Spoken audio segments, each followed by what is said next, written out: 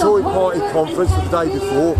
So what's this about, the protests, the demonstrations? Well, this is a part of a series of protests by various groups, People's Assembly Against Austerity, but there's also Enough is Enough, but also local groups. Because people are sick and tired of what they're getting off this Tory government.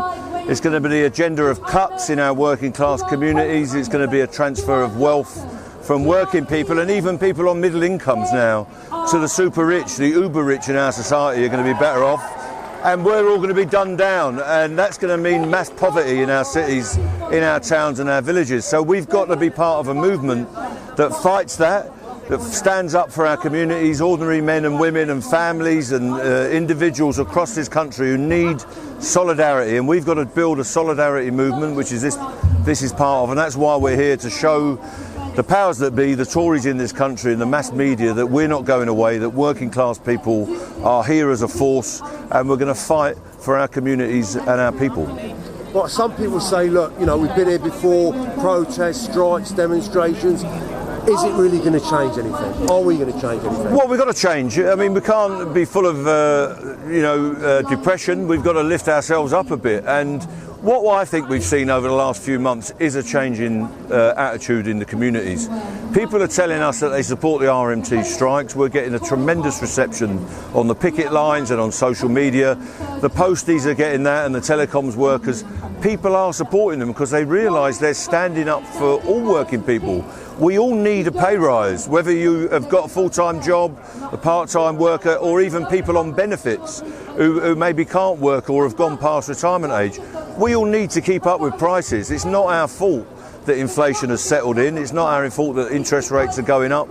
It's not our fault that housing is so expensive. So, no, it doesn't matter who you are, whether you're a traditional trade unionist, whether you're a youngster, whether you're from an ethnic minority, whether you're from a different religious group, new to the country.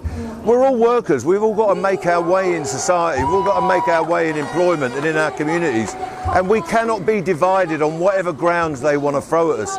So the job of the trade unions and the community activists and the political people that are politically aware, is to make everybody aware that unity is our hope.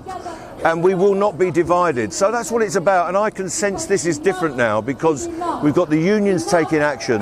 We've got the community groups saying, I want to get with you. And the unions are saying back to them, no matter who the politician is, whether it's somebody here in the Midlands, regional, city, parish, I don't care, or whether it's a national government of Westminster, or in the nations in Wales and Scotland or wherever.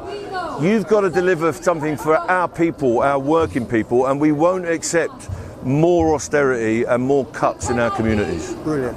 Last question. We work with a lot of migrant groups. A lot of migrants are listening to you, hearing you say no one illegal, and it's really inspiring them, and it's giving them a sense of hope. What does that mean when you say no one is illegal on the protest? Well, what we've got to say, people like me, who people might think, oh, he's a traditional white working class bloke, and I am in a lot of ways. I'm the son of migrants as well. Many people in this country have moved either around the country or from overseas to find work, to find a better life, or connect up with their families. And my belief is that our unity is just as important as our diversity. We respect each other's diversity, and that's wonderful because we learn from each other culturally and in terms of belief and background. But we've got to remember also that our unity is powerful. And every community, whether it's here in Birmingham in the inner city, whether it's in other parts of the country, we've got to put our unity as the main thing, and that gives us hope for the future.